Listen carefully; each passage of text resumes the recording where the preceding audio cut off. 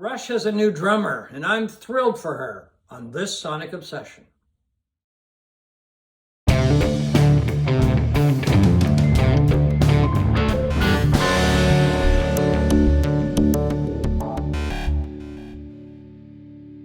Hi folks, I'm John Whidden, and right over there beside me is Steve McLeod, and welcome to this Sonic Obsession. Today we're going to talk about Rush going on tour and Rush's new drummer, a drummer they've recruited from the tour. Her name is Anika Nilles. She is 42 years old, and she is from Germany.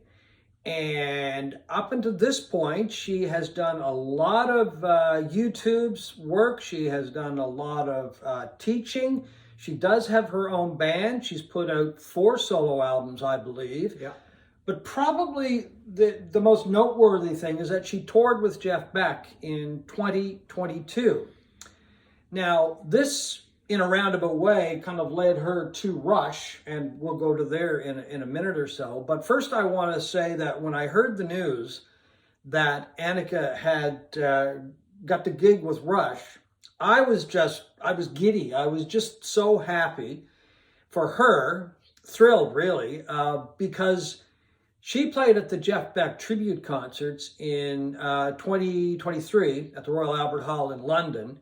And my wife and I were there. And then at a reception after one of the shows, we got a chance to meet her and to talk with her. And both of us had been just blown away by her playing during the concert. And then we were doubly blown away by her personality. We just thought she was just this wonderful young lady. Like, we had a wonderful conversation. She was so down to earth. And she was so appreciative of the fact that, Beck had actually recruited her to play with him. He had seen her on YouTube and got in touch with her, and that's how she got the gig with Jeff. So she was over the moon with that. And we were just expressing to her how much we liked her playing, and we were just amazed at her playing, because she was playing with some pretty big musicians at those concerts, right? You saw 2 of them, didn't you? I saw both of them, yeah, and she played both nights, of course. And my wife reminded me, my wife Mary reminded me the other night when I shared this news with her, and she said, Anika looked at us and we were telling her how much we really enjoyed her playing and just how blown away we were with her, and she went, "Really?" It was like it was a surprise how good she was, but just really down to earth.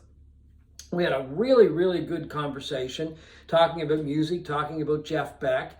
And then, we were talking about her future. And we said, well, where do you go from here? And at that point, she said, well, I'm just going to go back to Germany, and I'm going to keep playing and that kind of thing. And there were no big plans, no grandiose plans that we were aware of or that she shared with us.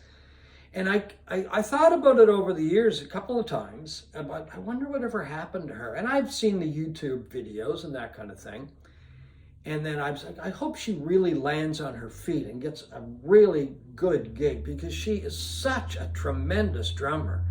This news came the other day, and I was just thrilled. I was just downright giddy that she had nailed this position with Rush. Pretty good gig.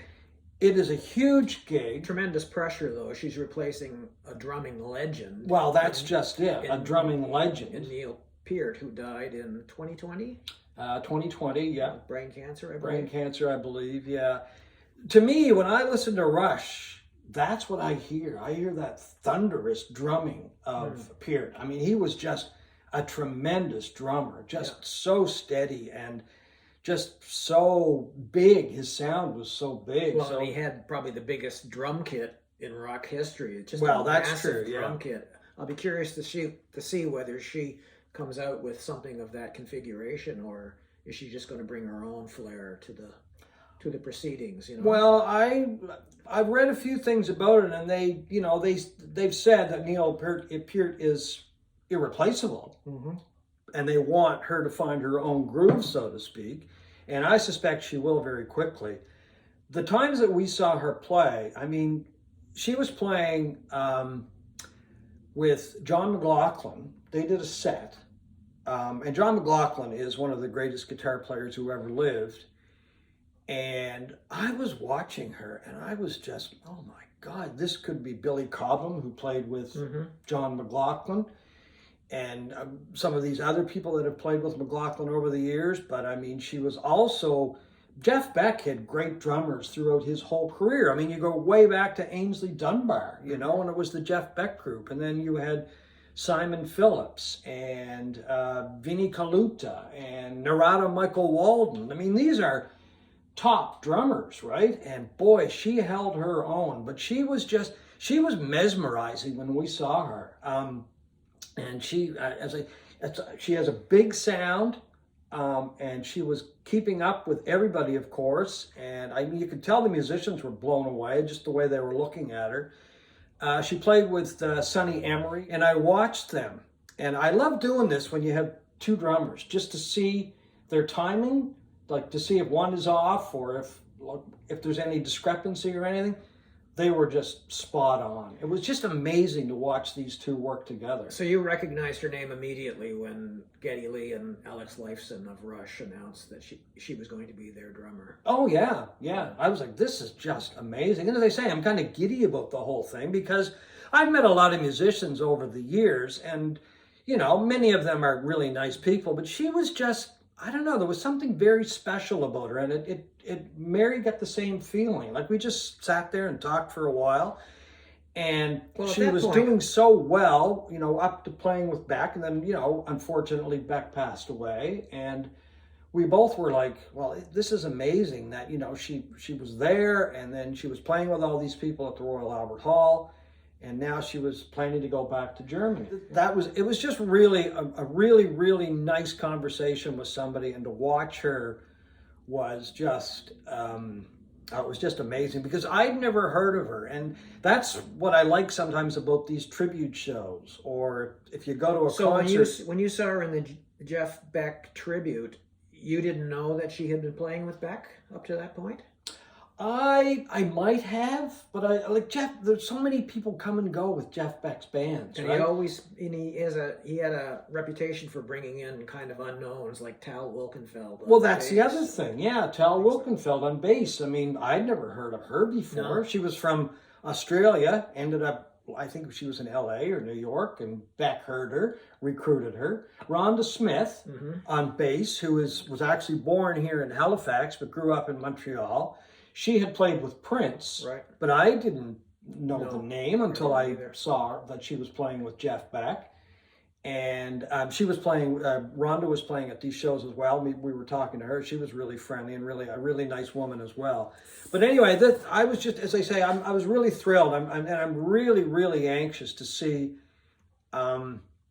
Rush, because we're thinking about going, because this really sparked my interest again in Rush. And I really do want to see her live, and because I'm just really hoping that everything works for her, you know. Well, Geddy Lee was saying the other day that they sort of secretly brought her to Canada. Yeah, I saw that. Yeah. To not audition so much as experiment, to see whether there was any kind of chemistry and meshing between himself and Alex Lifeson on guitar and then her. And, you know, there were all kinds of rumors that if they ever got together, who would be kind of the drummer. Well, that's just it. And a lot of names were thrown out. Chad Smith from Red Hot Chili Peppers. Yeah. Dave Grohl. Dave Grohl. Carey from Tool. Well, he would have been a guy that I would have thought, if they were ever going to do this, it would be him or Gavin Harrison, the guy that played for Porcupine Tree. Yeah, that's a name you've brought up. Yeah. And also he toured with King Crimson in recent years. They both have that sort of, you can tell they're kind of disciples of Peart, you know. Yeah. Just really incredible players and very busy players. Yeah, well, that's just it. But Geddy Lee said no matter who the drummer is, they all have their own perception of what it's like to play a Rush song, and it might not line up with the way we play Rush. Well, that'll be interesting to see how they work that out. It doesn't sound like he's looking for somebody who knows Peart's drum parts on all of these songs and will replicate them perfectly. Yeah, I think they wanted her because she's an incredible drummer and will bring her own flair to Rush. Well, I think so too. I do want to share a note that she put on Instagram. Hey there, the past few days have been quite overwhelming. I'm sure many of you feel the same. I want to take a moment to sincerely thank Geddy and Alex for their trust and for welcoming me on this incredible new journey with Rush. I also don't want to miss the chance to warmly welcome all the new faces here and to thank you for your kind and open-minded words. They truly mean a lot. At the same time, I'm deeply grateful to everyone who has followed and supported my journey over the years. We're all in this together now, and I couldn't be more excited about what lies ahead. So that was a message that she had posted. But you know, John, not everybody is keen about this. A lot of Rush fans... Oh, Steve, you have to put a damper on it. Oh, well, go ahead. Go ahead. There's a lot of Rush fans out there that are really upset that they're going to try this, that they're going to continue as Rush.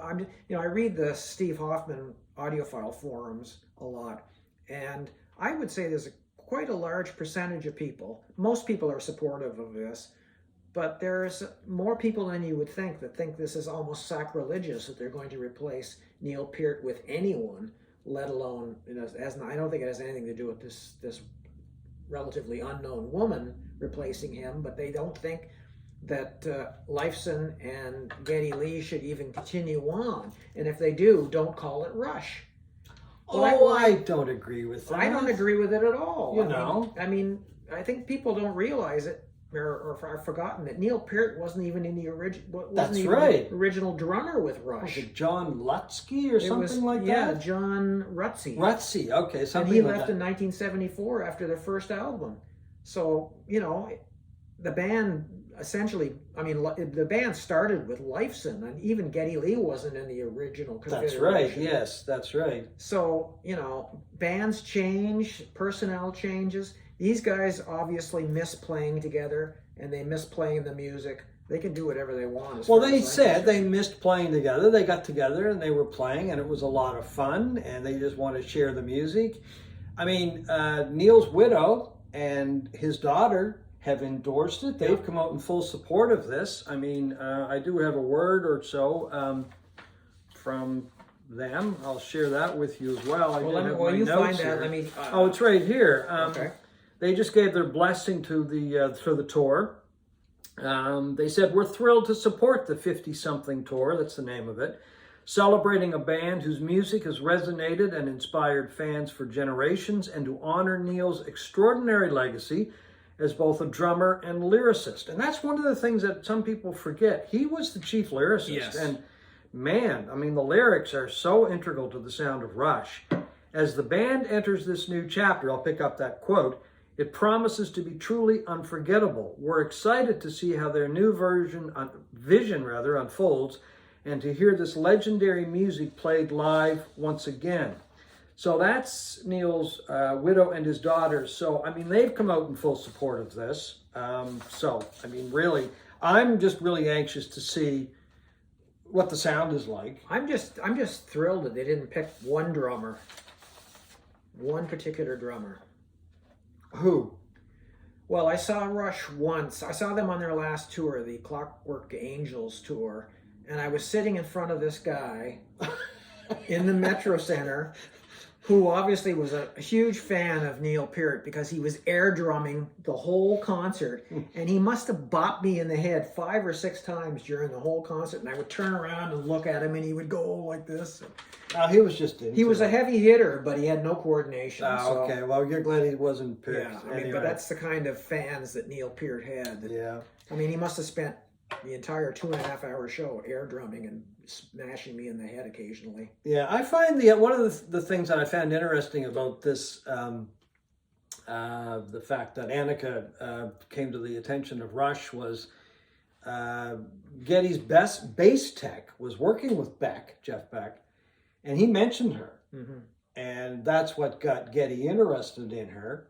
So I'm assuming that the bass tech was actually working with Rhonda Smith, who, as I mentioned earlier, was playing with Jeff Beck. And so it's kind of interesting that, you got the bass tech from Canada, and he's working with the bass player who's with Beck, who's also from Canada. That's probably how he got the gig. I have no idea. And then all of this comes back to Canada, and now, you know, Rush is going to be doing the dates again. I just find connecting the dots is kind of cool. And they're doing 4 shows in Toronto, which is their hometown. Yeah. So that's quite nice. And I suspect those will sell out in a minute, you know. Well, maybe 2.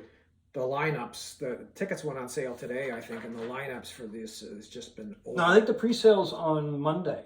There's a pre-sale on the... I was reading stuff today. I think today was for annex holders or something. Oh, okay, maybe. I didn't see that. And there were complaints that it was just completely bogged. You know? Oh, really? Oh, okay. So anyway, that's it. Once again, extremely happy for Anika Nilles. She is just a tremendous drummer, an amazing drummer, a really, really nice woman. Spent a little bit of time with her in London a couple of years ago, and both my wife and I were blown away by not only her playing, but by her personality. So really happy for her, and really happy for, you know, Geddy and Alex and everybody that's involved with Rush, the fact that they're getting back together and going to be doing this tour. So anyway, folks, we hope you've enjoyed this Sonic Obsession.